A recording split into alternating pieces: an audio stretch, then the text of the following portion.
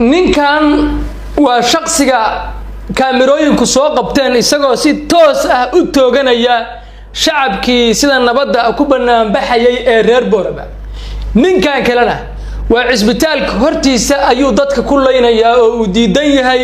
in dhaawacyada cisbitaalka Boorama markaasi la gudbiyo. ka waran haddii hadda fuusta la soo dileeyay oo mashruuc ama mawduucaas la rabo in la leexiyo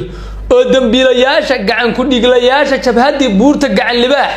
la rabo in laga dhigo dad aan wax dambi ah gelin iyada oo markaasi la soo dhigay dad dabaqyada korkooda saarna oo isnayba rawata oo beesha Ciise iyo dawladda federaalka ka soo jeeda baa shacabkii reer Boorama laayay. walla waayab mana yara xukuumadii buurta gacan libaax dad bay gashay meelna uma fayooba hal laba midig la dhaashay baa dhanna uma fayooba xaaladii baa ku cakiran. hadda fuustadaana la soo dileeyay waxaan rabaa inaan fuustadaas indhiino shana fashiliyo cadeymihii aan keeno shacabka reer Boorama dhiigoodu haadur noqon mayo cid laysayna waa jabhadii buurta gacan libaax fariintana la faafiyo cadeymihii baan soo wadaa ila fogeeya aad wada mahadsantiin. hadda waxa la leeyahay oo la soo abuuray filim macnihiisu yahay shacabka reer Boorama wixii laayay aynu ka dhigno dad dabaqyada saarnaa. haddaba kuwa dabaqyada saarnaana waxay u shaqeynayeen jabhadda buurta gacan libaax hadday isnayba rawateen oo ay dadka ku laayeenna jabhadda buurta gacan libaax bay u shaqeynayeen. idan kamana ay saarayso dadka waxa laayay niman isnayba rawatay. haddaba kani ma isnaybar buu wataa kan jilbaha dhiganaya ee la duubayo kan ma isnaybar la bal la arka Soomaaliya ninkan ma isnaybar la kan irida cisbitaalka taagan ee wax shiishaya isagu ma isnaybar la kan ma isnaybar la muuqaalkan kale la fiirsho nimankan hadda cisbitaalka soo galaya ee waliba dhaawacyada ruux togaya ma isnaybar la nimankan oo waliba tuutii Soomaaliland qaba ma isnaybar la nimankan wax socon kara oo umada ka gadmi karta keena siriq buu ku dhacay ciro isaga ma taqaanaayay bad galay siyaasad xumadiisa halkaas dhigtay tala xumadiisa halkaas dhigtay nin reaction ama wixii dhac ka falceliyo weeye qorshe uma degsanayn intuu islaha Samaroon iyo Ciise yeysan heshiina kala ilaali oo mid walba dhagta wax ugu sheeg ayay ku qaraxday. Samaroon isaga xasuuqay dadkana isaga laayay Ciisana isaga u diidan deegaanka Saylac inay ku dhigtaan buug kamana uu bixi kara badan waa suuq ku galay waana gacan ku dhiigle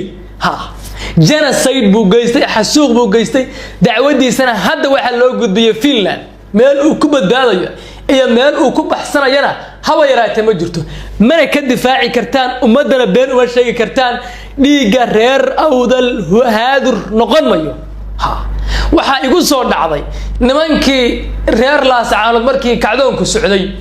laga afduubtay magaalada dhexdeeda dhalinyaro warsangaliya iyo dhalinyaro majarteen oo ay dhulbaanto abtu yihiin oo inta Hargeysa la yiri wixii madaxa u duuban jiray reer Laascaanood waxay ahaayeen majarteen iyo warsangali la yiri baan soo xasuustay ilaa hadda raggaas waxay xiriirayeen maxaabiistii waa lagu daray bilowgii kacdoonkii qabteen qaybna waxa laga qabtay haanta biyaha qaybna magaalada dhexdeeda laga afduubtay markaas ali waa kuwana reer Laascaanood wixii dan leen jiray dhulbaanto waxay ahaayeen baa la yiri warsangali iyo ishag iyo majarteen inna lillahi wa inna ilayhi raaji'uun waati hadda warbalaha is ilaaliyaan beelaha koonfurta ka soo jeeda ee deegaanadaas ku sugan ha is ilaaliyaan dambi baa la rabaa in dusha la idan ka saareen beelaha Samaroon iyo Ciise iyaguna ha is ilaaliyaan dambi dusha la idan ka saareen nimankii xaalad goodoon ay ku jiraan ciro bumba uu ma taqaanaayay gaanjadeed inta furay ku qaraxday buu ma taqaanaayay rabaa inuu madaxa kala baxo intaysan qarxin walow ay kala barqaraxday